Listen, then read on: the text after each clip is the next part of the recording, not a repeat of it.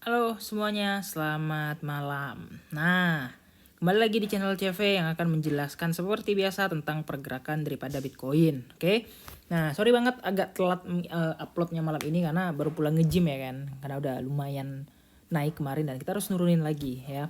Dan juga baru belanja. Jadi aku pulang kerja tadi langsung nge-gym ya, udah mungkin hampir 2 mingguan ini kayak gitu. Jadi ya maaf nih kalau misalnya malam itu telat uploadnya gitu ya. Nah, jadi balik lagi kita akan bahas Bitcoin. Kok ngepam bang gitu, kok naik bang gitu, ya kan. Nah, ini aku agak lucu sama orang yang bilang kalau naik segini dibilang ngepam. Ya, jadi mereka nggak ngerti ngepam itu kayak gimana ya. Jujur ya, ini aku kasih lihat. Kalau kalian bilang ngepam, ngepam itu yang kayak gini ya. Dia kalau ngepam itu memiliki kenaikan, maksudnya pattern kenaikan tanpa ada embel-embel pattern bearisnya.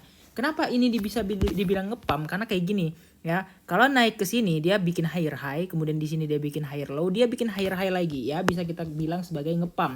Karena di situ kenaikannya cukup oke juga. Nah, kalau di sini ini sebenarnya kita tidak bisa kategorikan sebagai pump. Kenapa? Ya, dia hanya tutup gap yang kemarin di sini ada gap, kemudian dia terjun, dia nutup, dia naik lagi ya. Dan ini masih dalam fase bearish gitu. Maksudnya membentuk pattern bearish.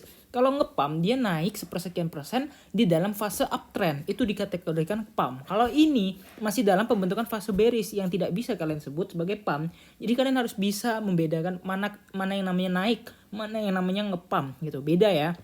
Nah, contoh ngepam tuh yang pokoknya yang naiknya yang kayak gini nih. Ini bisa dibilang ngepam ya.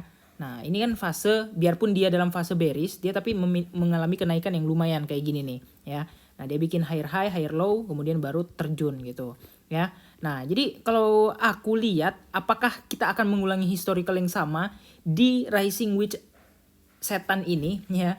Yang mana kalau di Rising Witch setan ini dia biasanya validnya tuh luar biasa parah gitu. Yang mana kalau artinya validnya luar biasa parah, ya endingnya bakal tetap sama. Mau berapa banyak Rising Witch yang udah kejadian yang tereksekusi gitu ya. Nah, jadi kalau dilihat-lihat ya ini yang pertama, ini yang kedua kemarin, dan ini apakah menjadi yang terakhir ya. Jujur tadi memang aku kasih sinyal long untuk anak VIP dan udah cuan lah. Ya kan, kita ambil di bawah. Nah, nanti yang nanya, wah bohong nih, klaim-klaim aja nih, bilang kasih apa? Kasih titik entry. Ini aku kasih lihat buktinya. Nah, aku bikin sinyal jam 9 pagi, kalian bisa lihat sendiri ya. Di sini BTC masih di harga 16.2 ya. Aku bilang scalp long BTC ya. TP cepat dan sesuai serta secukupnya, entry 16.2 AVG SL di bawah 16k. Karena kalau misalnya di bawah 16k udah pasti invalid dan dia bakal ngeretest ke 15,6 ya. Dan ternyata nggak lama berselang langsung tiba-tiba udah ngepam. Kalian bisa lihat di jam 11. Pom itu bukan artinya ngepam, tapi pom itu naik gitu artinya ya. Nah, naik gitu. Kalian bisa lihat sendiri karena indikator udah jelas menunjukkan kalau memang kita akan dikasih naik dulu ya. Nah, ini dia yang terjadi untuk hari ini. Nah, belajar dari siapa? Tentu aja belajar dari Master Gema. Ini ilmunya ilmu Master Gema semua yang aku serap. Jadi kalau ada orang yang bilang, wah itu tidak lebih baik belajar dari yang lebih ahli. Aku udah belajar jauh lebih ahli. Dia adalah trader terbaik Asia. Aku belajar sama dia, kurang ahli apa lagi gitu kan. Nah, jadi kalau misalnya ada yang mengajak membanding-bandingkan ilmu, ayo dipersilahkan. Apalagi ilmu teknikal, aku udah serap dari masternya gitu. Jadi nggak perlu takut lah ya. Mungkin orang yang berpsikologis demikian adalah orang yang mungkin menggunakan teknik yang mungkin belum dia pahami semuanya gitu ya.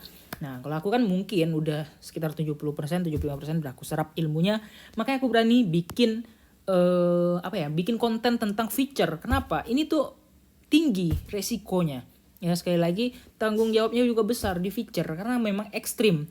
Kripto itu udah high risk high gain, masuk lagi ke feature yang lebih ekstrim high risk high gain lagi gitu ya. Jadi nggak semua orang yang maksudnya nggak semua harus bisa berani gitu bikin konten kayak gini dan mempertanggungjawabkannya. Bisa aja semua bikin konten, tapi bisa nggak mereka mempertanggungjawabkannya gitu ya. Jadi intinya untuk sekarang kita bakal kemana bang? Nah, jujur untuk time frame 4 jam aku melihat di situ udah mau overbought, itu yang pertama. Kemudian yang kedua, kita belum menemukan fase bear div yang sangat signifikan.